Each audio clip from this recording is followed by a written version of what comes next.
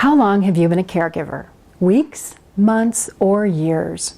If your caregiving experience has extended for some time, it is very possible that the you used to know is nowhere to be found. Prior to caregiving, you might have participated in a very active social life. You may have participated in regular exercise, either outside or at the gym. You may have had a long list of hobbies that kept your mind and body constantly active. The role of caregiving has a way of making you disappear little by little, so that by the time caregiving ends, there is very little left of the previous you. And you're wondering how to get back the you that you lost. This loss of self is another "what was I thinking" of caregiving. Caregivers lose themselves in the act of caregiving to the degree that their life becomes the life of the person for whom they're providing care. While there are obvious benefits to providing care for a loved one, many caregivers take this to an extreme of believing only they can be the caregiver. Only they can do all the tasks. Only they can do this or that, until caregiving is ended. Most caregivers fail to realize this is faulty thinking that negatively affected their life. It's no secret that many caregivers give up so much of their lives that their health declines significantly during the caregiving journey. Depression, anxiety, chronic conditions become worse.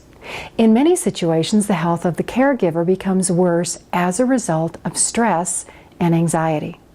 Caregivers, you are your own worst enemy. Read the article that's posted in this section called "Caregiver Stress and Burden: Becoming Your Own Worst Nightmare."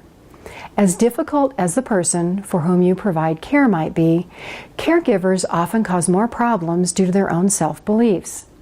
Believing that you have to do it all is very damaging to your health and damaging to the person for whom you provide care.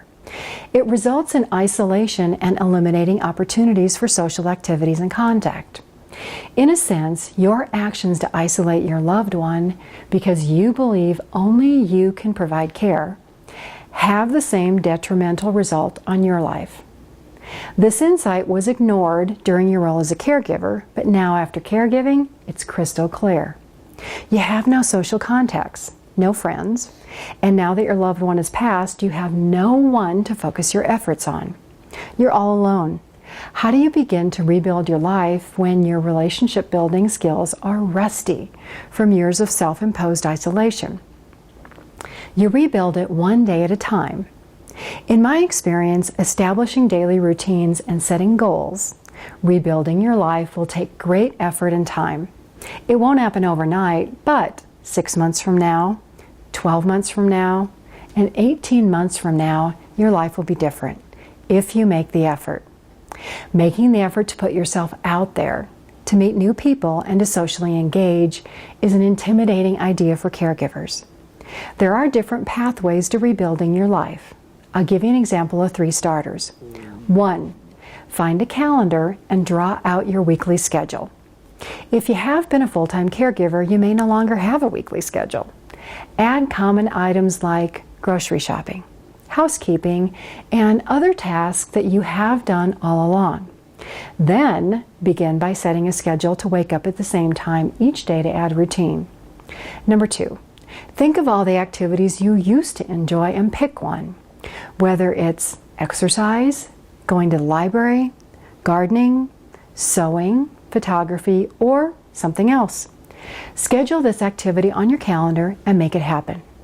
Number 3, to support this activity, research online groups, classes, or other social opportunities that support this activity.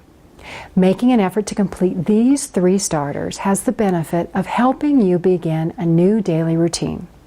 Doing so also re-energizes your interest in a pleasant or enjoyable activity that you can do alone, and begin investigating a way to use this hobby to meet new people and to make new friends who enjoy the same hobby.